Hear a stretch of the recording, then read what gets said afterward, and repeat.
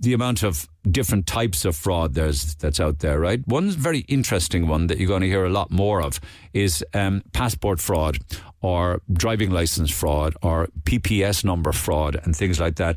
And a typical example of this was before the Cork courts. It's another Liam Heelan story. It makes the Examiner this morning. I'll come back to all of the other issues in the papers a little later on, but I did want to mention this because the woman involved in this got a fully suspended 3-year sentence. She cannot be named because it would identify her firstborn child.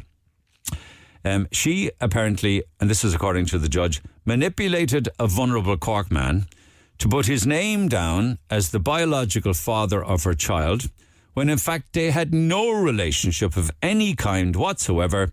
So she got him to put his name down as the biological father of the child. And then, of course, she got all sorts of advantages, including the ability to get citizenship, to get a passport.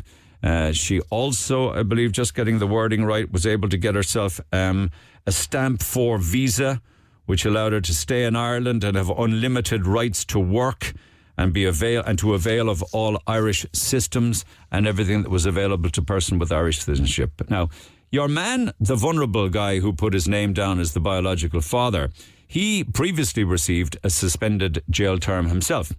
The judge said in the case of this woman who isn't named, got a suspended sentence, he said there were mitigating factors, including the plea of guilty. Mind you, she only entered the guilty plea on the day of the trial, the day that was actually due to commence. But the judge also said that she had long-term mental health issues. So she was remorseful. She said that she's the primary carer of a number of children. She's a foreign national who got a Cork man to pretend he was the biological father of a child and then got all of the things that I just described to you, including Irish citizenship.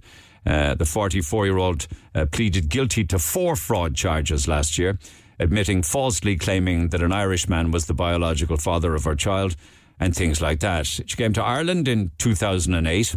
Interestingly, she came to Ireland in 2008 on a student visa for the purpose of studying.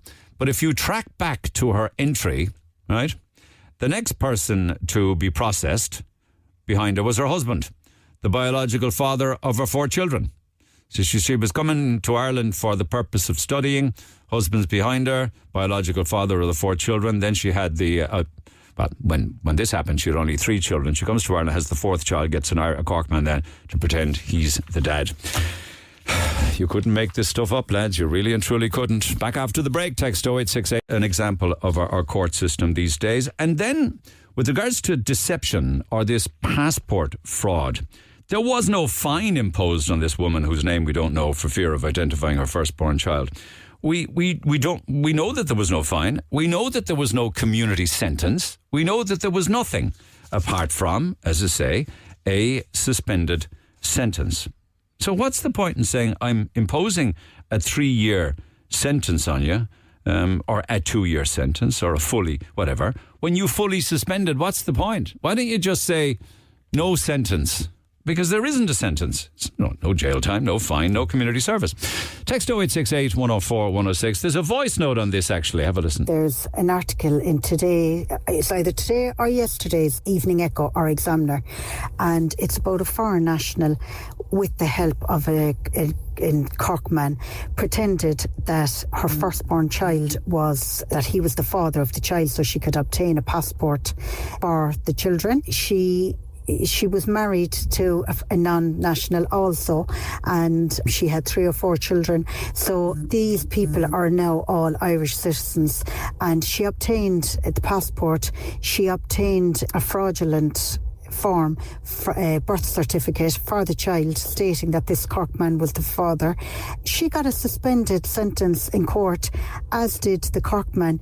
I'm just wondering, was her passport stripped from her? She used the old liners, that she was suffering from mental health and all this rubbish.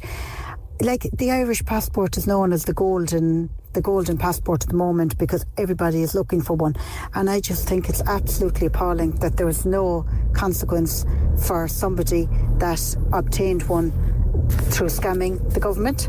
Like all these people who are getting Irish passports and are now becoming Irish citizens, there should be a clause there where if anything happens, or if they break the law in any way, or they do anything to tarnish the Irish passport or the Irish nationality, that their passport should be taken off them and revoked immediately.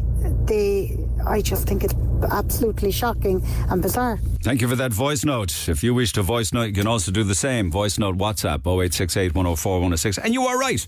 I don't believe the passport was revoked. So clearly, in this case, in spite of perhaps everything that this woman went through, knowing that there was going to be a court case, etc., etc., etc., she pleaded guilty, albeit on the day the trial was due to commence.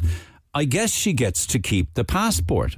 I guess she gets to stay. There is no deportation. It's a very serious offence. Is it an example of crime paying off in the end? You get you take your chance and you go to court and a judge gives you a fully suspended sentence. Text 0868 104 106. Back to the phone lines we go. Another very busy morning this morning. Emer, thanks for making the call. You want to pick up on dereliction or idle housing?